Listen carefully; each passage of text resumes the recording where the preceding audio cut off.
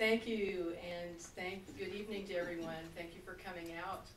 I also want to thank everyone on the committee who invited me to be here this evening, and I know Jeff Weinberg was the one who suggested my name, and when the students came in and asked me if I would give this keynote, you know, I first of all said, well, tell me a little more about the event. And I had this kind of nagging doubt in my mind as to whether I was really the right person to do this or not. But they flattered me, and flattery usually gets you somewhere. You know, I'm certainly not a theologian or anyone who's really recognized as a religious leader, even in a lay capacity. However, I am a communication professor, and when you think about dialogue, that certainly is about communication. And I give a lot of speeches on a lot of different subjects. I do believe in the power of dialogue, and the research that was mentioned is all about dialogue and coming to common understanding. And I am a person of faith. But more importantly, I am a person who has friends who are of just about every faith. In fact, a few years ago when my husband was very ill, I was receiving emails from all over the world. And I told him he was being prayed for in at least 5 different religions. And it worked. He's here tonight, my husband, Joe Carlin. And you know, what I have learned from all of those associations with individuals of various faiths is that we really do have more in common than we have differences. So while deciding to say yes took a minute or two and a few questions, deciding what to say tonight really took a little bit longer. And I had a few initial ideas. You know, I don't put anything on paper until I've thought about it late at night for several hours while I'm trying to get to sleep. And I discarded 3 or 4. But I finally decided to just really concentrate on what this event was all about. And it's really 2 things: faith, which I think is a strong belief in a supernatural being and a power in our lives, and an interfaith dialogue, which according to the Institute for Interfaith Dialogues publications is a process of coming together with people committed to their respective religions and spiritual paths for the purpose of mutual understanding, appreciation, enrichment, and cooperation. It's not about proselytizing, converting. It's about reaching and understanding and coming to respect and appreciation. So this made it a lot easier to find the keynote for the evening. And so I decided to really settle on the power of dialogue to bridge differences, to create respect, and to lead discovery of common ground. We're all here because we share that belief. So this is a little, like we say, preaching to the choir. And as a result of that, I'm not giving a persuasive speech tonight. I don't have to persuade you about how important this is because you're all here and you believe it already. So I decided that what I would do was just kind of share my own faith story and my story of interfaith dialogue going back to my childhood, which is what ultimately caused me to say yes. My story as a native Kansan is not unlike that of many of you sitting in this room who are from the Midwest or from small towns. I grew up about 2 hours south of here in Pittsburgh, Kansas, very close to Pittsburgh State University's campus. I grew up in a typical 1950s, 1960s Beaver Cleaver type neighborhood. Most of the mothers did not work, and the 2 that did were nurses, and so they were able to do shifts where they could be home during the day most of the time. Our neighbors directly across the street and my sisters and I attended Catholic school. But our playmates were Baptists, Methodists, Presbyterians, Mormons. And as children, we didn't know that you are not supposed to talk about religion and politics. So we did, especially on Halloween, when we would do neighborhood trick-or-treating. And we always had to explain, the Mobley kids and the Bartelli girls always had to explain to everybody else why we could have our own little party after trick-or-treating was over, because we didn't have to get up to go to school the next morning, because it was a Feast of All Saints, which is a holy day. And we got the day off, and we could just sleep in and go to Mass later. We also would talk about it during the summer, when all of our Protestant friends would go to Vacation Bible School. And we would be very curious to know what they had done. And of course, because we had religion every day, we didn't do Vacation Bible School, but we always kind of wondered why we couldn't go with them. Because what we learned in our treehouse discussions was that Christians of different denominations basically believe the same thing. We celebrate the same holy days, and we believe in one God and read the same Bible, same books of the Bible. And so some of those differences we just didn't see that maybe these adults did. When I was a freshman in high school, the churches in my community did a rather remarkable thing. This was not too long after the Vatican II and this notion of ecumenism. And so for 3 Sunday afternoons, 9 of the churches in our community opened up their doors for the whole afternoon, and they did 3 a week.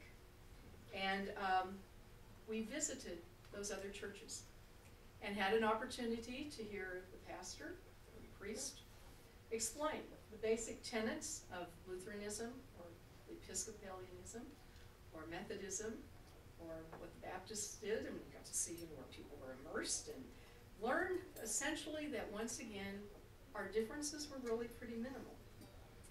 I attended a public high school, and all of my friends, most of my friends, were not Catholic.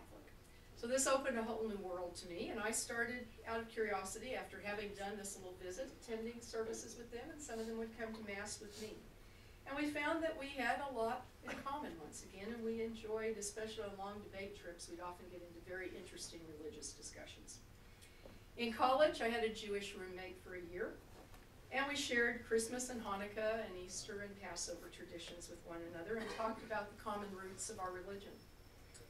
And I had no idea how important that Jewish roommate or the Jewish debaters I had when I coached high school debate Topeka would be to me, when I later married my husband, who was a Catholic widower with 3 Jewish children. His first wife was Jewish. And as one of the kids said, in toasting our marriage, that by marrying their father, I could have a Catholic wedding and still be a Jewish mother. And I have found this to be the best of all possible worlds, mothering worlds. This is especially because I was trained in being a Jewish mother by an Italian mother, and they are truly one and the same. So I do occasionally catch myself saying, am I being a Jewish mother? And he says yes, but it's okay. So at KU, I've taught students from every religious tradition and have visited a very interesting Confucian university abroad. And so, you know, all of these different religions have come in, and as Dean of International Programs, I began to have many opportunities to work with our Muslim students, especially after 9/11. And I'll never forget the day that all of us from International Programs walked over to the Islamic Center after services to meet with everyone, and they wanted to take our pictures to show people that the administration at this university was supporting them and that they were being cared for and that it was a safe place, and they sent those pictures back home. About a year after 9/11, I was backing out of my driveway on a Sunday morning, and I was listening to NPR. I was getting ready to go to church, listening to NPR, and I heard a story about the Middle Eastern students who were trapped in their home countries because they'd gone home for the summer. And so in the late fall of 2002, they still didn't have their visas to come back.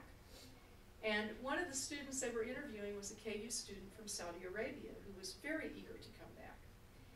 And they asked him what his experience in the U.S. had been, and he talked about going to a family's home for the Betty Grimstead Thanksgiving visit.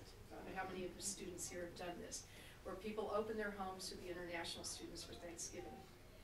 And how he prayed before the meal with his family, and how he came to understand how much faith and family was important to American families, just as it was to Muslim families. And he said he took that message back home with him. One of my doctoral students was from Saudi Arabia, and he would often come into my office when we were working on his dissertation, and he'd usually just stay around to ask me questions about Christianity and to tell me what he was learning by being around people from other faiths. And we would talk about Islam. And I loaned him a book that my brother-in-law wrote, who's a Quran and Hebrew Bible scholar at Rhodes College. And so we talked about, you know, some of those perspectives. He found my family with our mixed faiths very fascinating. And he was surprised to learn at one point that I was fasting and had given up chocolate during Lent and didn't realize this was a tradition of fasting and doing this type of denial. In the last 8 months, I've had the opportunity to spend some time in Afghanistan, and during that time I found that we also had many discussions about our religious beliefs and finding common ground. Most of the people I worked with were as curious about what I believed and did as a Christian as I was about following their traditions. One person, though, who I think has really shown me more than anyone else about how productive dialogue and communication in many forms, including music, can be to bridge these gaps is my friend Salman Ahmad. Salman was the founder of a Pakistani rock band, Junoon, which sold about 30 million albums. They broke up a couple of years, but Salman still performs. PBS did a documentary on him called The Rock Star and the Mullahs. He's currently a UN Goodwill Ambassador, and he uses his music to bridge cultures and to bring messages of religious tolerance and peace. He and Melissa Etheridge met at the 2007 Nobel Peace Prize concert and then wrote a song together called Ring the Bells. And it was a peace, kind of a Christmas peace anthem that tried to get beyond just the notion of Christmas as Christian. Salman was criticized by religious leaders in his native country for using words from the Quran as part of his lyrics. But he persisted in spreading his message. And he's been back to KU twice since he originally came to the Pakistani Cultural Club. And he was here last March as a favor to me when I was teaching a university scholars course on the rhetoric of the Nobel Prize. And we had a Nobel Prize winner come in, and Salman came in to talk about the Peace Prize concert and how that also was promoting things. After the concert, several of the Pakistani students and my students went to our house, where Salman and his wife Samina were staying, and we had a very extensive dialogue that was interfaith.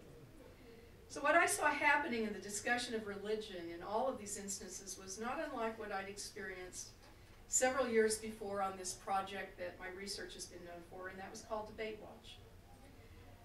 As I said, we've been taught to not talk about religion and politics, and if there are two things we need to learn how to talk about, it's religion and politics, and oftentimes both of them together. Debate Watch brought people together after watching the presidential debates to talk about what they'd learned and what their common concerns were, and they were of all political stripes. I have thousands of pages of transcripts. These were done all over the country. And there were no arguments, there was no yelling and screaming, there were no raised voices like you see on the talk shows. People agreed to disagree, but more importantly, I saw them finding common ground. So we did learn that we could do this in a civil way, just as we can talk about religion that way. So that's my story. Now I have to make a brief confession because being a Catholic, that's part of our tradition. I lied. I said I wasn't going to give a persuasive speech. But tonight I'm going to give not a speech, but a persuasive appeal. Since I do have the choir here, I want to really encourage everyone in this room to do more than just a dinner like this or an occasional event that the Institute does. I really want to encourage you to find ways in your own world, your own activities, to create more interfaith dialogue, like what we had in my house after Salman's concert. Maybe it's starting a book club that explores the world's religions or explores books that have a religious theme. Maybe it's inviting representatives of the world's religions to an adult Bible study. Or opening the doors of our religious homes in this community to do what we did in Pittsburgh, Kansas 40 years ago, so we can begin to understand one another better. Or simply have this dinner and invite people and talk about something that we typically don't talk about. I think through such dialogues we may find the following words of the Quran to take on a new meaning. Truth stands out clear from error. Whoever rejects evil and believes in God hath grasped the most trustworthy handhold that never breaks, and God heareth and knoweth all things. God is protector of those who have faith. From the depth of darkness he will lead them forth into light. The world is sorely in need of more light to lead us to a better understanding of one another as people of faith. And tonight I think we've taken a step toward doing what the late Bishop Fulton J. Sheen used to urge his television viewers in the 1950s to do through the lyrics of a popular song. If everyone lit just one little candle, what a bright world this would be. So thank you to the Institute for Interfaith Dialogue for lighting a candle tonight, and for lighting candles all over the country with this program, and for all of you to keep that light going, and for me to have an opportunity to share this experience.